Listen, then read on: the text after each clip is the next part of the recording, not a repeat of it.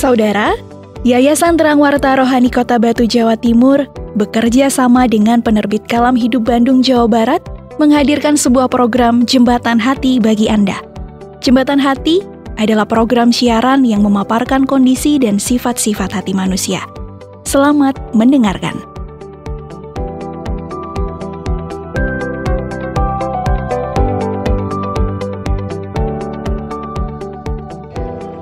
Lah, Ibu udah pulang dari warung.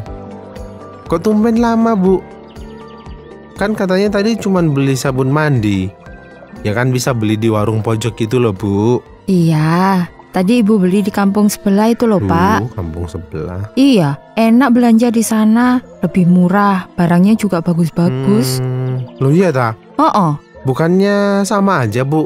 enggak lah. Kan warung yang di pojok itu kan yo sama aja, Bu. Kan jualan sabun juga. Siapa namanya itu? Lupa Bu bapak Sukemi. namanya. Oh iya, Bu Sukemi.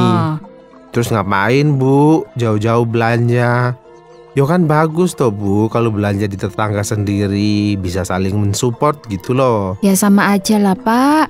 Ibu belanja di kampung sebelah kan juga mensupport. Lagian ya, Pak ya, kalau Ibu belanja di warung pojok itu males Ibu. Sudah Kenapa? nggak ramah, yang dijual barang-barangnya itu udah lama. Oh, kan Ibu maunya itu beli barang yang baru, Pak. Ibu ini perasaan kalau bapak lewat warung pojok itu selalu rame loh, Bu itu. Alah, rame apa? Yang belanja di situ kan ya ibu-ibu yang hanya sungkan aja gitu. Kalau Ibu ya mending sih belanja yang agak jauh tapi lebih murah. Iya, ibu-ibu memang gitu. Iya. Rela belanja agak jauh, meskipun itu selisihnya itu cuman Rp200 gitu loh. Iya nggak Ya, sih? ibu-ibu kan memang kayak gitu, Pak. Kalau selisih Rp200, itu senengnya minta ampun. Belanja dapat yang murah, ya selisih sedikit ya, tapi dikejar sama ibu-ibu, ya kan Pak? Ibu-ibu memang luar biasa Iya ya. dong. Demi untuk kesejahteraan keluarga itu namanya, Bu. Masalahnya itu loh Pak, belanjanya Apa kan itu? juga banyak. Sekarang kalau per item coba bedanya Rp200 gitu. Sudah dikalikan itu sampai selisih 2.000 Pak. Coba kalikan sebulan, sudah 60.000. Setahun sudah 720.000. Kan itu lumayan. Ya, kalau dipikir-pikir ya masuk akal juga ya, Bu ya. Tapi emang benar tak, Bu, warung di pojok itu jualnya lebih murah. Iya. Setahu Bapak kan Ibu sudah langganan lama banget itu, Bu. Ya iya sih. Kita seminggu ini Bapak perhatiin Ibu belanjanya kok agak jauh ya, Bu. Ya gimana ya Pak ya? Gimana maksudnya? Gimana sih? Males lah Ibu cerita. Loh. Kok gitu sih, Bu? Kita ini kan suami istri. Ya, susah senang itu harus berbagi gitu loh, Bu. Ya iya sih Pak. Tapi udahlah, inilah kan masalah pribadi. Udah masalah pribadi aja kok Pak. Lah, emang ada apa sih, Bu? Ada apa dengan penjual di warung pojok itu? Aduh, gini loh Pak. Kapan hari itu kan Ibu seperti biasa nih beli gula di warungnya Bu Kemi. Iya. Kebetulan saat itu kan memang banyak orang gitu loh. Ibu udah ngantri nih lama banget. Terus. Nggak dilayani. Malah yang dilayani itu ibu-ibu yang lainnya. Ibu ini dicuekin, nggak disapa, nggak ditegur. Ya kayak masa bodoh aja gitu loh Pak. Tapi kan ya ibu tetap aja belanja. Tapi ya gimana ya, ibu itu merasa Bu Kemi itu kayak dingin gitu loh sama ibu. Nggak tahu kenapa. Ibu ini nggak boleh baper, Bu. Enggak lah. Ya mungkin saat itu Bu Kemi itu lagi capek gitu loh, Bu. Atau mungkin lagi nggak enak badan. Alah. Makanya sikapnya kayak gitu. Udahlah, Bu. Pak, kalau kurang sehat nih, kan sikapnya itu ya harusnya sama dong sama ibu-ibu yang lain. Nah ini loh cuma ke ibu aja yang diemnya kayak gitu. Kan. Tapi ya udah, ibu nggak ambil pusing. Ibu tetap aja lah belanja ke sana. Tapi Pak, kemarin pas pulang dari PKK, ibu itu ketemu sama Ibu Emil. tahu, dia cerita kalau Bu Kemi itu curhatnya ke Bu Emil. Emangnya curhat apa tuh Bu ke Bu Emil? Menurut Bu Emil ini ya Pak ya, katanya Bu Kemi itu males ngomong sama ibu. Kenapa? Nah itu alasannya karena ibu itu katanya nih, ibu itu orangnya sombong. Pas ketemu di jalan disapa nggak mau noleh. Lah, ibu kan ya lupa ya Pak ya. Kan kalau ibu udah di jalan, apalagi kalau lagi mikir sesuatu nih Pak, ya jalannya ya pasti lurus gitu toh, nggak noleh-noleh gitu toh. Nah itu dianggap ibu sombong. Padahal kan ibu ya nggak dengar pas dipanggil gitu loh Pak. Oh oke, paham Bu. Jadi mungkin ini namanya misunderstanding gitu loh Bu. Salah pengertian. Lah kok bisa seperti itu ya? Bu Kemi kayak benci gitu ya, hanya karena gara-gara merasa diabaikan. Kok bisa gitu ya Bu ya? Nah itu dia Pak. Makanya daripada ibu itu nggak srek, ya udah mending ibu beli agak jauh aja daripada belanja di warung Bu Kemi. Buat ibu nggak nyaman, nggak sejahtera. Makanya tadi Bapak juga heran gitu loh Bu. Kok tumben-tumbennya ibu itu rela belanja agak jauh. Oh ternyata itu tuh alasannya. Tadi ibu bilang harga di Ibu Kemi lebih mahal, makanya pindah belanja gitu. Enggak sih, itu kan alasannya ibu aja. Bukan? Ibu nggak suka gitu loh sama Bu Kemi. Emangnya dia itu siapa? Kok sikapnya kayak gitu sama ibu? Oh jadinya ibu juga benci gitu sama Bu Kemi. Ya iyalah. Masa kita harus ngalah terus Pak? Lama-lama ini rambut ibu bisa rontok, panas mikirin dia. Tempat belanja aja kan bukan hanya di warungnya Bu Kemi. Iya kan? Bentar Bu. Papa ambilkan minum dulu, biar turun emosinya. Bentar. Sik.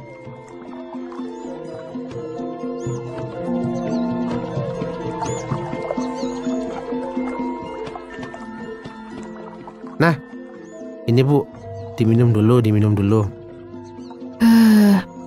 Emang buat ibu emosi Pak.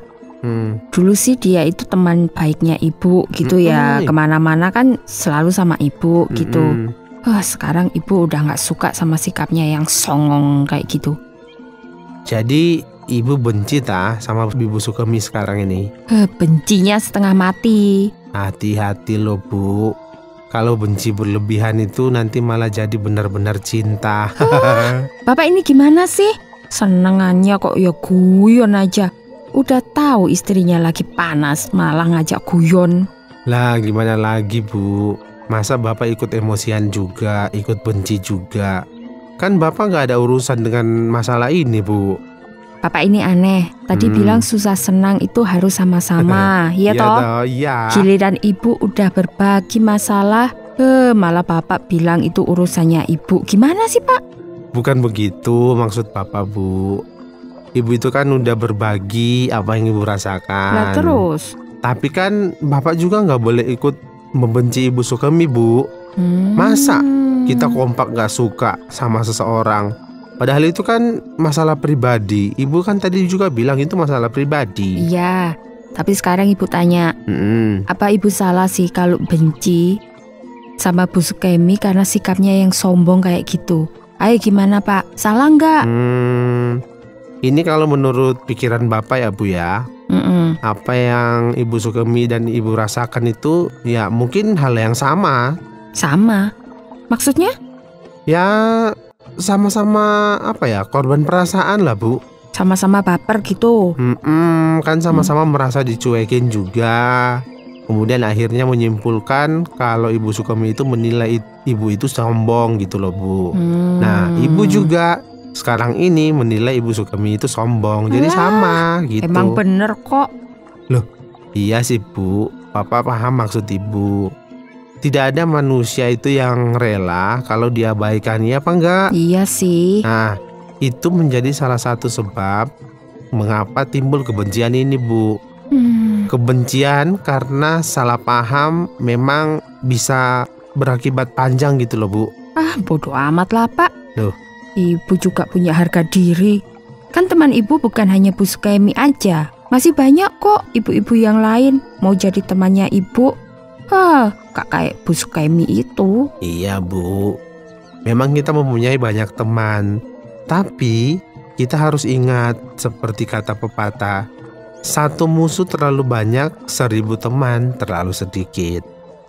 Lah terus ibu harus gimana Pak? Emang sekarang ibu harus datang bersimpuh gitu di kakinya Bu Sukaimi buat minta maaf? Gitu maksudnya Bapak? Oh bukan, ya bukan kayak gitu juga maksud Bapak. Lah terus maksudnya gimana? Gini, dengerin Bapak ya. Bagaimanapun kita itu harus lebih jernih melihat persoalan ini Bu. Ya kalau hati kita sudah diliputi oleh prasangka buruk, kemudian yang tumbuh itu malah kebencian gitu loh Bu. Nah itulah manusia Bu. Ya bukan hanya ibu saja, ini bapak ini juga pernah menemukan masalah yang sama. Tapi kan dari masalah ini kita jadi belajar, jadi sadar kalau hati manusia itu memang ya selalu dikendalikan sama si jahat gitu loh Bu. Dan ternyata kita ini lebih nurut gitu sama keinginan daging daripada keinginan Tuhan. Supaya kita selalu melakukan yang baik gitu. Kan Tuhan pengen kita melakukan yang baik. Tapi ya apa boleh buat, kita manusia selalu tunduk sama keinginan daging kita Bu. Iya sih Pak, tapi kan ya manusiawi. Kalau kita dibenci, ya kita benci juga toh. Ya ngapain kita mau ngalah terus gitu loh Pak. Nah setuju Bapak. Nah itu setuju. Itulah kita sebagai manusia ini kan selalu inginnya membalas gitu loh Bu. Tapi coba ibu pikir ini, apa dengan balik membenci Ibu Sukaimi itu akan membuat Ibu Sukaimi akan menjadi lebih baik kepada ibu? Ayo. Ya enggak juga sih. Ya kan. Ya mungkin malah bisa saling membenci gitu seumur hidup. Ya padahal rumah kita kan berdekatan kayak gini Pak. Nah itu ibu udah paham apa yang Bapak maksud? Iya Pak, paling tidak bisa sudah mulai berpikir jernih nih ibu. Betul. Ya tapi untuk berbaikan lagi ya ibu masih butuh waktu. Nggak harus cepet kayak gini. Tapi ya ibu usahakan sih. Meskipun ya nggak mudah sih Pak. Gitu dong. Kan Bapak jadi lega nih sekarang. Daripada habis waktu mikirin yang beginian Bu, mending kita jalan-jalan dulu ya Bu. Refreshing gitu loh. Ngapain kayak mancing atau apa gitu. Oke lah, nanti ibu sekalian mau beli minyak. Tadi ada yang kelupaan. Oke Bu, Bapak siap-siap dulu ya. Iya Pak.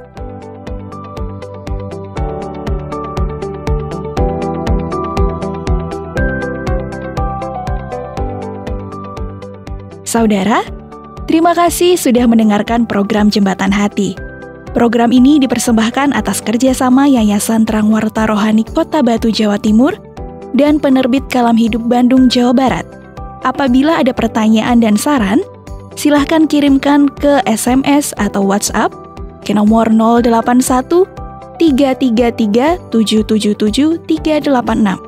Anda juga dapat mengakses Penerbit Kalam Hidup melalui website di www.kalamhidup.com. Sampai jumpa!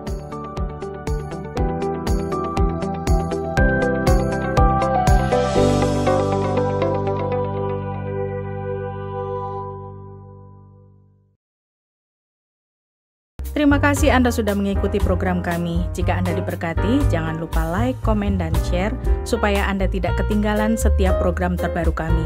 Jangan lupa juga untuk subscribe channelnya dan nyalakan loncengnya.